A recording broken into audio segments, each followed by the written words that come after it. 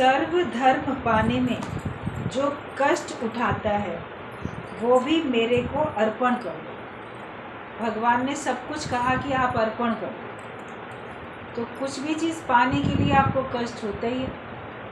गुरुजी बोलते थे एक संतान भी चाहिए तो उसके लिए भी आपको कष्ट सहना पड़ता है। उसको कैसे जन्म देने में भी कष्ट है, जन्म से पहले भी 9 महीने कष्ट है। तो एक संतान भी चाहिए तो भी तुम्हें बिना कष्ट के नहीं मिलती है। तो परमात्मा चाहिए तो वो भी तो उसके लिए कष्ट सहना ही पड़ेगा ना। अलग अलग प्रकार का होता है कष्ट। किसी वो तो संतान के लिए आपको शारीरिक भी होता है, मानसिक भी रहता है, चिंता रहती है स्वस्थ रहे, जीवित रहे, सही सलामत जन्म ले जाए, वो भी मानसिक भी होती है और शारीरिक भी होती है, और उसमें पैसा भी लगता है। आजकल तो और बहुत ज़्यादा लगता है। जब लोग बताते हैं हज़ारों रुपए, लाखों रुपए लग जाते हैं एक एक संतान को जन्म देने में, ट्रीटमेंट, फिर पता नहीं क्या क्या, उन सब में। तो भगवान को पाने के लिए भी तो आपको कष्ट सहना पड़ेगा, तन का भी, मन का भी और धन का भी। जब संतान के लिए तन मन धन का है और बच्चा जन्म लेता है, उसके बाद तो आपको एंड तक धन तो खर्च करना ही पड़ता है उसके ऊपर। शरीर से सेवा भी करनी पड़ती है और मन भी उसी में लगा रहता है, उसी के वेलफेयर के लिए मन चलता रहता है, उसी की चिंता में रहता है। तो परमात्मा के लिए भी तो आपको कष्ट सहना पड़ेगा। लेकिन जो कष्ट मैं सह रहा हूँ वो भी मैंने भगवान को ही अर्पण कर दिया। मतलब मैं नहीं सहता, वो कष्ट मैं नहीं सहता हूँ, पर परमात्मा वो भी तेरे ऊपर ही अर्पण, तू जाने तेरा काम। जब आप सहज हो जाते हो तो उसके बाद आप देखोगे कि आपको कष्ट जो है कष्ट नहीं लगता। और सहजता से जब आपका कोई भी कार्य होता है उसमें आपको शक्ति आती है। अगर आप ज़बरदस्ती कोई काम करते हो तो आपकी शक्ति ख़त्म होती है। पूजा पाठ है और कठिन व्रत है तो परमात्मा को पाने के लिए करते हैं या संसार को पाने के लिए करते हैं। जो परमात्मा ने वस्तुएं दे दी वो सदा मेरे पास बनी रहें, उस कामना से करते हैं। जो भी आप लोग की अपनी अलग अलग भावनाएं, कामनाएं हैं, तो उसमें कष्ट है, कष्ट सह के भी करते हैं। मगर सहजता से जो आपसे होता है, जब आपने भगवान पे छोड़ दिया तब सहजता से होता है। अभी किसी ने हमको बताया कि अपने से कुछ भी नहीं हो पा रहा था, घर में भगवान की पूजा थी तो नहीं कर पा रहे थे, प्रसाद वगैरह नहीं बना पा रहे थे, और जिन 2-4 से चाहा हेल्प मिले वो खुद बीमार और सब बीमार। तो भगवान के ऊपर ही सौंप के बैठ गए, भगवान आप जो तुम जानो, तुम्हारा काम है, तुम्हारा प्रसाद है, तुम जानो, वरना जैसा होगा हम तो वैसे ही रखेंगे। और थोड़ी देर बाद अनएक्सपेक्टेड देखा तो कोई एक उनके पास चली आई, धीरे धीरे चलते चलते आ गई, ये भगवान ने भेज दिया उनको, और वो सारा हेल्प करा के बनवा के गए। तो जब भगवान पे छोड़ दिया तो अपना माइंड भी हल्का हो गया, और फिर भगवान ने काम अगर कराना था तो किसी के भी ज़रिए करा लिया। तो अपने जीवन में भी प्रत्येक कार्य जो भगवान को सौंप देते हैं तो उनका माइंड एकदम स्थिर रहता है, रिलैक्स रहता है, तनाव रहित रहता है, और फिर बन भी जाता है। भगवान पे सौंप दो तो बन भी जाता है, अब बिगड़ता कुछ भी नहीं है। तो जो हम कष्ट भी मान लो उठा रहे हैं, कष्ट उठाए भी हैं, तो उनको भी समझो कि भगवान को ही मैंने अर्पण किया है। सब भगवान ही कर रहा है, जो कुछ लाइफ में किया है सब मेरे को अर्पण करते चलो। आज दिन तक जो भी आपने अपने जीवन में किया वो भी सब भगवान को ही अर्पण करते चलो। भगवान मैंने कुछ नहीं किया, तुमने ही कराया, तुम्हारा ही काम था और तुमने कराया। तो आपके जीवन में देखेंगे कि कोई तनाव नहीं है, बहुत प्रसन्नता है, आनंद ही आनंद है। फिर तो जो भी कुछ किया है वो सब कर्म भी उनको अर्पण कर दो, कर्म का फल भी अर्पण कर दो, सब कुछ भगवान को सौंपते जाओ। सब कुछ भगवान तुम ही हो, मैंने कुछ नहीं किया, ये पक्का करो। तुम कुछ भी दोगे तो याद करोगे, इसलिए पहले निरहंकारी होना। कुछ भी आप अगर देते हो तो याद करो कि मैंने ये दिया, मैंने वो दिया, लेकिन पहले ज्ञानवान बनो, ज्ञानवान बन के निरहंकारी बनो। फिर आप जो भी कुछ देंगे वो अपनी प्रसन्नता से देंगे, कोई ज़बरदस्ती नहीं। कल भी शाम को जहाँ हम सत्संग के लिए गए थे वहाँ बात कर रहे थे, उन्होंने कहा कि आप हर बार कुछ भी बांटने का कोई क्या ज़रूरत है। जैसे उनका भाव, कोई ना कोई गिफ्ट, सत्संग के बाद प्रसाद और कोई ना कोई गिफ्ट, तो जैसे तो वो हंस दिए, कहते हैं बस भाव है, भगवान का ही भाव है और कुछ बोल नहीं पाया, ये बोले भाव है।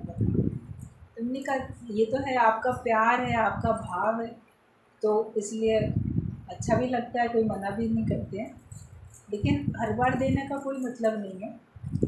तो बोले नहीं, बस भाव है, भगवान का भाव है, सहज हो जाता है।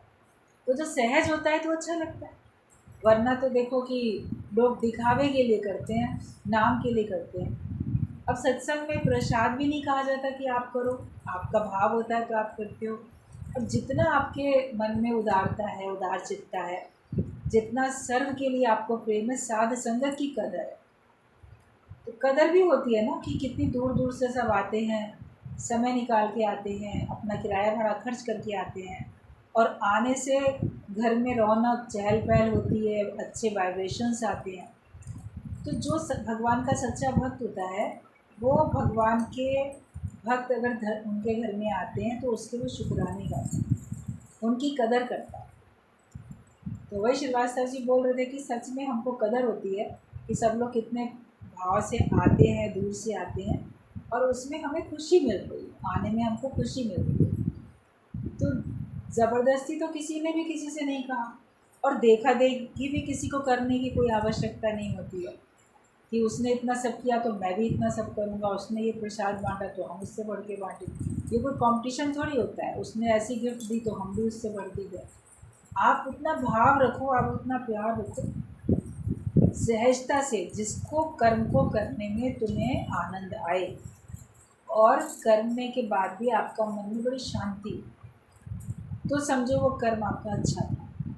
करने से पहले ही खिन्नता है, चिड़चिड़ है, क्रोध है, परेशानी, उलझन है, करने के बाद भी अशांत है, कर्म करने के बाद भी अगर आपको शांति नहीं मिली, तो कहते हैं धिक्कार है उस कर्म को जिससे ना होवे शांत मन। अगर तुम्हारा मन शांत नहीं होता तो कितना भी सुंदर वो कर्म है, वो उस कर्म को धिक्कार है। आप सत्कर्म करो, भारी से भारी आप कोई दान, व्रत, तीर्थ, कठिन तीर्थ यात्राएं भी होती हैं, कठिनता से भी काम होते हैं, कितना भी करो, लेकिन करने के बाद अगर आप जब वापस आ रहे हो, तीर्थ से वापस लौटते हो, मंदिर से वापस लौटते हो, या कोई आयोजन, पूजा पाठ, या घर में कोई फंक्शन, चाहे वो धार्मिक उत्सव हो या कोई और सामाजिक किसी प्रकार का पारिवारिक कैसा भी हो, करने के बाद अगर आपके मन में अशांति है तो व्यर्थ हो गया वो करना। अगर करने के बाद आपके मन में बहुत प्रसन्नता है, लगा कि एक भगवान ने अच्छा कार्य करा, तो वो सफल है आपका काम। भगवान का भक्त कुछ अपने लिए कुछ भी नहीं चाहता, और वो जो भी करता है ये जानता है कि भगवान की कृपा से हो रहा है, भगवान ही करा रहा है, ये भगवान की मर्ज़ी है तो हो रहा है। बुरा काम तो इससे कभी होता नहीं, अच्छा काम भी जो होता है वो कहते हैं भगवान की मर्ज़ी है तभी हो रहा है। तो तुम अगर ज्ञानवान नहीं हो तो तुम तो कुछ भी दोगे तो याद करोगे, इसलिए पहले निरहंकारी होना है। सत्संग में आने के बाद आप पहले निरहंकारी बन जाते हो, अहंकार नहीं रहता। उसके बाद आप कुछ भी करते हो, देने का काम, जो भी आप कार्य करते हो, तो वो शोभायमान होता है, सबको पसंद आता है, सबको अच्छा लगता है, और सबको प्रेरणा भी मिलती है। एक इतना कर सकता है तो हम लोग क्यों नहीं कर सकते। आपके पास जितना है आप उस हिसाब से अपने मन का भाव रख सकते हो, तो एक प्रेरणा भी मिलती है और मन में खुशी भी आती है। तो निरअहकारी लेकिन पहले होना है। आपने कर्म किया उसके बाद अहंकार किया तो वो गलत है। गुरु सब तरफ से तुम्हें छुड़ाता है, जब तक छूटोगे नहीं तब तक आत्मा में नहीं टिकोगे। सब तरफ से गुरु हमको अहंकार से छुड़ाता है, कर्तापने से छुड़ाता है, और जब तक हम छूटेंगे नहीं तब तक हम आत्मा में टिकेंगे भी तो नहीं। अरे मन तो हर लिया माया ने तुम्हारा मन हरण कर लिया, और ज्ञान की बातें बोलते बोलते आप मान लो दुनिया से रवाना हो भी गए। तो मन तो हर लिया माया ने, बोलन पाई रवाना, बोलते बोलते रवाना हो गए दुनिया से, तो कोई फ़ायदा नहीं है, क्योंकि मन तो तुम्हारा भगवान में था नहीं, मन तो तुम्हारा माया में था। जब मन हमारा परमात्मा में रहे, फिर आप भले मौन में हो। अष्टावक्र गीता में बोला है, अष्टावक्र मुनि ने जब ज्ञान दिया है तो कहा है कि जो ब्रह्म के निश्चय में है ब्रह्म ज्ञानी, वो हमेशा ही ब्रह्म के निश्चय में है। और फिर ब्रह्म के निश्चय में रहने के बाद अगर मान लो उसके शरीर में पीड़ा है, उसके मुख से हाय हाय निकल रही है दर्द के कारण, कभी दर्द इतना होता है बस है नहीं है, तो आपके मुंह से कराहा हाय हाय ऐसे निकलती है, आँखों से पानी भी आंसू भी आते हैं दर्द के कारण से। क्योंकि अगर वो ज्ञानी हाय हाय करता हुआ आँख से आंसू भी बहते हों और वो मान लो बाथरूम में हो और वहाँ भी उसका शरीर शांत हो जाए हाय हाय करते हुए, तो भी वो मुक्त है, क्योंकि वो सारी ज़िंदगी आत्मिक निश्चय में रहा है, ब्रह्म के निश्चय में रहा है। ये नहीं ये तो इस स्थान पे इसके प्राण चले गए, या ये तो अंत में राम नाम ले ही नहीं रहा था, ये तो अंत में हाय हाय कर रहा था, इसका मन ना शरीर में गया था।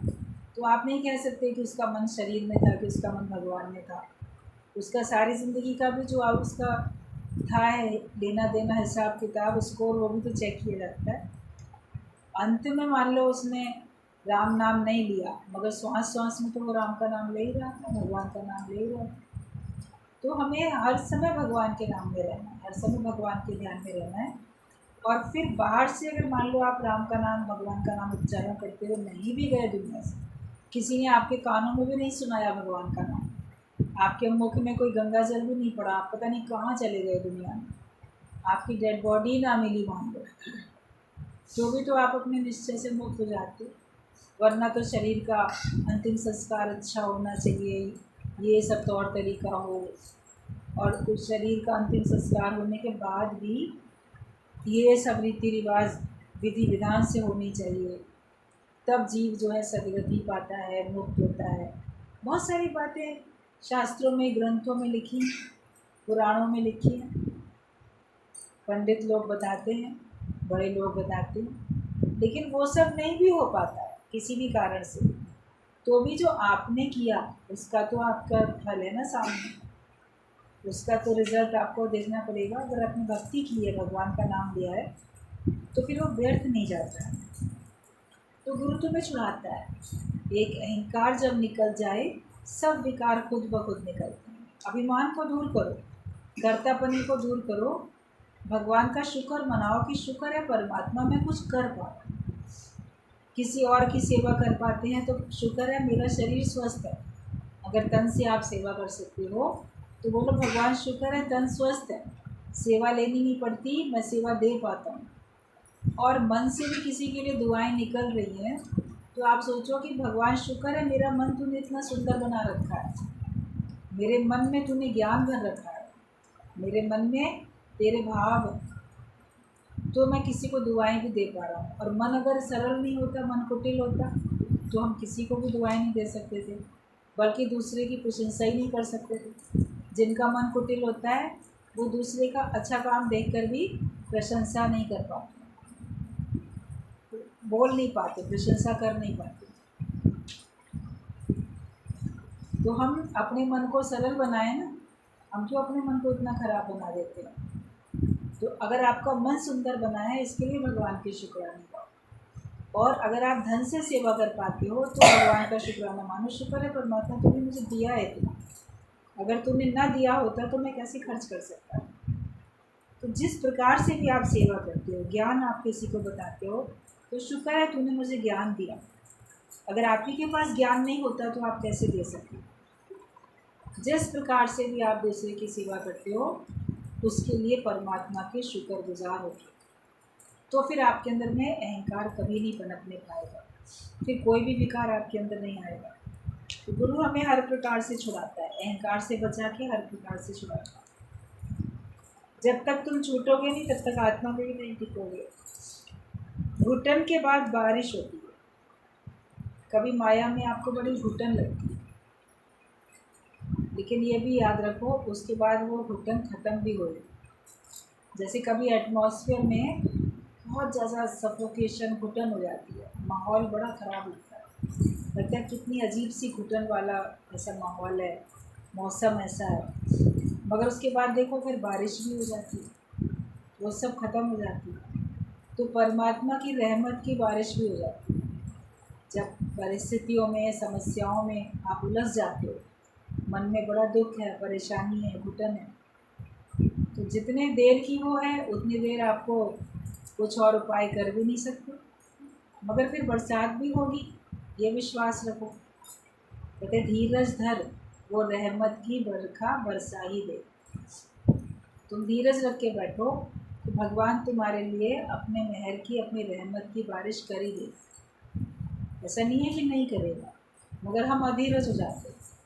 और जितना हम अधीरज होते हैं उतना हमारा रास्ता हमको लगता है लंबा होता जा रहा है। और जितना आप धीरज में रहते हो तो आपको घुटन भी नहीं महसूस होती। आप उसी में भगवान के गीत गाते हो, उसी में भगवान के शुक्राने मनाते हो। तो फिजूल की बात ज्ञानी कभी नहीं करता, किसी प्रकार की व्यर्थ की बातें नहीं करता ज्ञानी। और फिजूल खाया ये ज्ञान नहीं है। शब्द भी हंसी मजाक में रॉन्ग बोले तो तुम्हें कोई ज्ञानी या जिज्ञासु नहीं समझेगा। अंदर ही अंतर्मुख होते जाओ। आप बोलते हो हमने तो हंसी में कहा, हमने तो मजाक में कहा। आपके मुख से जो शब्द भी निकलने चाहिए वो भी ऐसे हों जो कि सुनने के बाद दूसरे को खुशी दें, प्रसन्नता दें। सुनने के बाद अगले को लगे कि ये ज्ञानवान है। अज्ञानियों की तरीके की भाषा ज्ञानी ना बोले। अगर वो अज्ञानी की भाषा बोलेगा तो कोई उसको ज्ञानी मानेगा क्या? ज्ञान तुम्हारे अंदर है, लेकिन व्यवहार में तुम अज्ञानता का काम करते हो।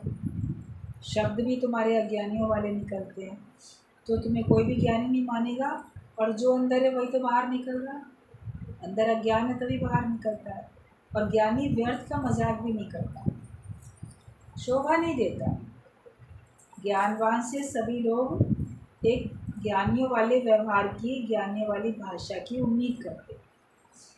तो आप किसी भी फंक्शन में हो, अदरवाइज़ किसी आप माहौल में हो, आपको लगेगा ये सत्संग थोड़ी है, यहाँ कोई सत्संगी भी नहीं है, यहाँ तो हमारी मित्र मंडली है, पड़ोसी हैं या संबंधी हैं।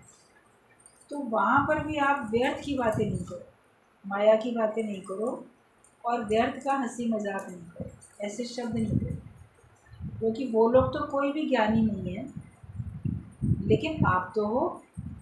उन्हें ये तो पता है कि तुम सत्संग में जाते हो। तुम भी उन्हीं की तरह से भाषा बोलोगे तो तुम्हारे ज्ञान के ऊपर कोई विश्वास ही नहीं करेगा, ज्ञानवान होने ही नहीं चाहेंगे वो लोग। तो इसके लिए ज्ञानी फिजूल की बात नहीं करता, और व्यर्थ का खाता भी नहीं, ना व्यर्थ की बात करता। और शब्द भी वो हंसी मजाक के अगर तुम बोलते हो तो गलत है, तो तुम्हें कोई ज्ञानी या जिज्ञासु नहीं समझेगा। तो अंदर ही अंतर्मुख होते जाओ, अंदर ही अंदर आप अंतर्मुखता में आते जाओ। किसी प्रकार की इच्छा ना रहे, घूमने की इच्छा भी नहीं रहे। घूमने की इच्छाएं बहुत होती हैं लोगों को, यहाँ घूम आए, वहाँ घूम आए, ये देख लें, वो देख लें। तुम्हें नहीं होनी चाहिए इच्छा। भगवान तुम्हें घुमाता है तो तुम घूमो, गुरु के संग कहीं जाते हो तो चलो। अपनी इच्छा क्यों रखो, मैं अभी ये भी देख लूँ, वो भी देख लूँ, यहाँ भी चला जाऊँ, वहाँ भी चला जाऊँ। तो अंतर्मुखता में रहो।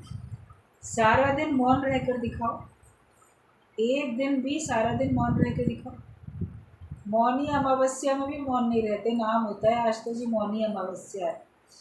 कितनी देर मौन में रहते हो?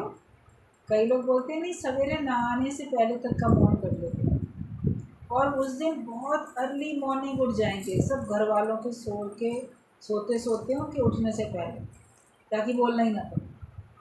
जल्दी जल्दी उठ के मौन में रह के फटाफट नहा लिया, तो फिर सारा दिन बोल रहे। तो किस बात की मौनी अमावस्या? सारा दिन मौन में रह के दिखाओ ना। एक दिन पहले ही लोगों को बता दो कल मेरा मौन व्रत रहेगा, मेरे से बोलना नहीं। वरना ऐसे आप चुप हो जाओगे तो बोलेंगे नाराज़ तो नहीं, मुंह फुला के बैठिए, बोल नहीं रही। सबको पता रहना चाहिए कि तुम मौन में हो। और व्यर्थ का नहीं बोलो तो वो मौन ही है। ज्ञान की वार्ता करना मौन में ही शामिल है। अगर आपके मुख से ज्ञान की बात निकलती तो मौन है, लेकिन कुछ भी ना बोलो। लोगों को ज्ञान बोलने की भी बड़ी आदत पड़ गई थी, गुरुजी ने एक बार सबको मौन करा दिया। कोई कहीं किसी एरिया में कोई सत्संग नहीं सुनाएगा। सब चुप रहेंगे, अपने अपने घरों में रहेंगे, कोई सत्संग नहीं होना। हर गली में सत्संग हो रहा है, हर मोहल्ले में सत्संग हो रहा है, मैं तेरा गुरु तू मेरा गुरु, तो फलाना, जाने क्या क्या हो रहा था। एक ही शहर में अनेक जगहों पे, हर गली मोहल्ले में, गांव में, कस्बे में दौड़े भागे जा रहे हैं, इतने बजे सत्संग जाना, उतने बजे जाना। गुरु जी ने एक बार सबको सब तरफ मैसेज डाल दिया, कोई कहीं नहीं जाएगा, सब मौन में रहेंगे। इतनी घुटन हुई लोगों को मौन में रहने में कि सत्संग सुनाने को नहीं मिल रहा। ये नहीं कि तुम्हें कुछ भी नहीं बोलना है, घर में तो बोल ही रहे थे ना घर वालों से, गुरु से बात करो ना, उसकी माना नहीं थी। हमें सत्संग सुनाने को नहीं मिल रहा, इस बात पे लोग बीमार पड़ गए, कई लोग मौन में परेशानी हुई।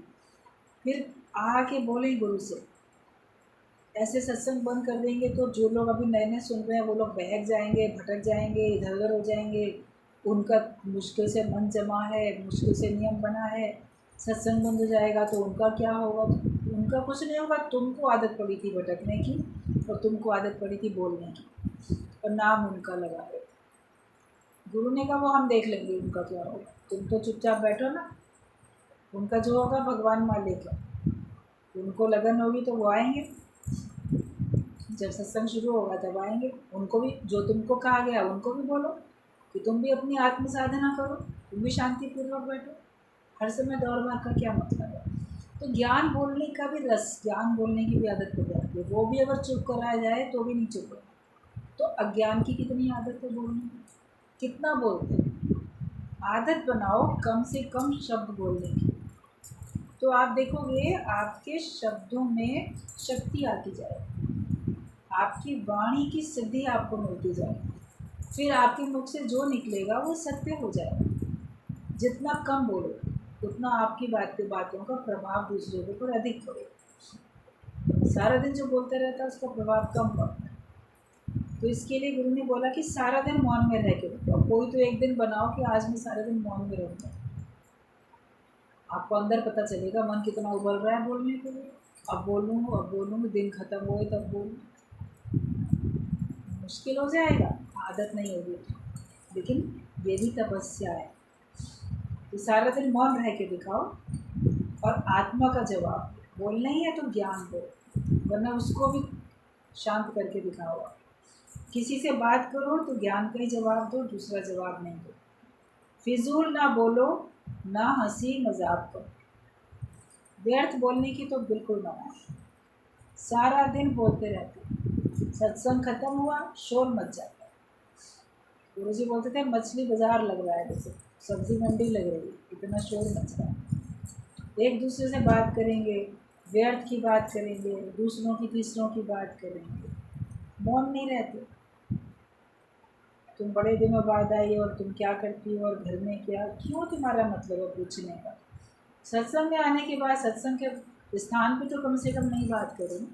ज़्यादा उसकी आपको फिक्र है तो उसके घर जाओ, पूछ के आओ उसका, घर वालों का सबका हाल चाल फ़ोन करके पूछो। और किसी से कोई बात शुरू भी करो तो उसके बाद उसको ज्ञान तो बताओ कि तुम आज सत्संग में नहीं आई थी, हमें ख्याल चला तुम्हारा, क्या हाल है, क्यों नहीं आई, क्या कारण था, वो कारण बता दे। उसके बाद आत्मा की बात करो ना उससे। फिर उन्हीं बातों में तुम सांसारिक सलाहें देने में लग जाते हो। अच्छा बीमार हो तो इस डॉक्टर को दिखाओ, तो ये दवाई खाओ, तो ये करो, तो वो करो। अच्छा घर में ये लड़ाई हो गई तो ये बात बोलो, वो करो, फलाना है तो ऐसा करो। तो संसार की बातों की सांसारिक सलाह नहीं दो, ज्ञान की बात करो कि आज तुम नहीं आई थी सत्संग में आज ये पॉइंट चले, तुम्हारा भी पक्का होगा, उसको भी सुनने को मिलेगा। और जो उसका बंधन है जिस कारण से वो नहीं आ पाया, तो आपने फ़ोन करके अगर हाल पूछ लिया तो वो बात फिर गुरु को बताओ तो आके कि हमने उसको फ़ोन किया था, वो इसलिए नहीं आया, उसकी ये समस्या है। वो फिर नहीं बताएंगे, वो अपने तक ही सीमित रखेंगे। फिर जब कोई कहेगा, पूछेगा, हाँ हाँ हम गए थे, उसने ये बात की, तो अपने मन से क्यों नहीं बताते। बहुत बातें हैं जो अभी हमको अपने में देख के दूर करनी है। बहुत सारी कमी है, लाखों कमी है मनुष्य, और उन कमियों को रोज़ रोज़ कभी कोई बात हाईलाइट हो जाती है, पॉइंट आउट होती है, तो उसको समझ में जब आ जाता है तो उसको हम दूर करते हैं। सत्संग के बाद तो एकदम मौन में रहना चाहिए। उससे जो तुमने सुना है उसका मनन होएगा तुम्हारे अंदर। ज्ञान का मनन करते हुए जाओ अपने घर तक, दूसरी बातें नहीं करो। ये अगर अपने ऊपर हमने एक नियम बना लिया, फिर आप देखोगे आपकी भी उन्नति है, दूसरे की भी उन्नति। कोई कभी कभी होम्योपैथिक कोई ऐसी दवाई खाता है ना, तो उसके बाद उसको कुछ और खाने के लिए दो, पीने के लिए दो, तो कहता नहीं, इसके खाने के ना 15 मिनट तक कुछ और खाना नहीं है। मैंने अभी भी दवाई खाई है, इसको खाने के 15 मिनट, 20 मिनट, आधा घंटा, जैसा भी आपको डॉक्टर ने बता के रखा होता है कि उतने देर तक हमें कुछ नहीं खाना। इसको खाने से पहले भी नहीं खाना 15-20 मिनट, और इसके खाने के बाद भी नहीं खाना 15-20 मिनट। होता है ना, एक होम्योपैथिक दवाई के लिए भी इतना परहेज़ है, तो ज्ञान की औषधि के लिए भी तो परहेज़ है। सत्संग सुनने से पहले भी परहेज़ करो, आधा घंटा पहले से लेके परहेज़ करो, और आधे घंटे बाद तक कम से कम परहेज़ करो ना। इसको भी तो ज्ञान की औषधि है ना, समझो। वरना सत्संग सुनने से पहले भी माया दिमाग में चल रही है, माया की बातें चलती हैं, वही बातें सुन भी रहे हो, फिर जाके सत्संग सुनना शुरू कर दिया। आजकल तो जो घर में बैठ के ऑनलाइन सुनते हैं, सारा दिन कानों में वही बातें पड़ रही हैं, एकाग्रता आई नहीं, फिर ऑनलाइन सुनना शुरू कर दिया, उसके बाद फिर वही बातें सुननी शुरू कर दी, तो 5 मिनट का भी परहेज़ नहीं हुआ। ज्ञान की औषधि खाने से पहले और उसके बाद का कहाँ तुम्हारा परहेज़ है? वो तो करना ज़रूरी होगा ना, तब तो तुम्हारा अज्ञानता का रोग निकलेगा। अपने आप को वास्तव में अगर हमको अपने स्वरूप में स्थित करना है, तो हमें ये सब माया से परहेज़ करना ही पड़ेगा कि फिजूल ना बोलो और ना हंसी मजाक करो। सब कर्मों का फल अर्पण जो कर देता है वो ही सन्यासी। आप समझते हैं कि सन्यासी वो है जो गेरुए कपड़े पहन के चलता है, रंगीन कपड़े पहनने छोड़ दिए उसने, घर छोड़ दिया, कुटिया में आश्रम में रहता है, वो सन्यासी है।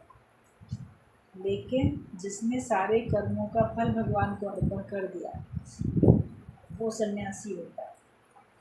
आपने अपने कर्मों का फल भगवान को अर्पण किया, या आप अपने कर्मों का फल स्वयं चाहते हो?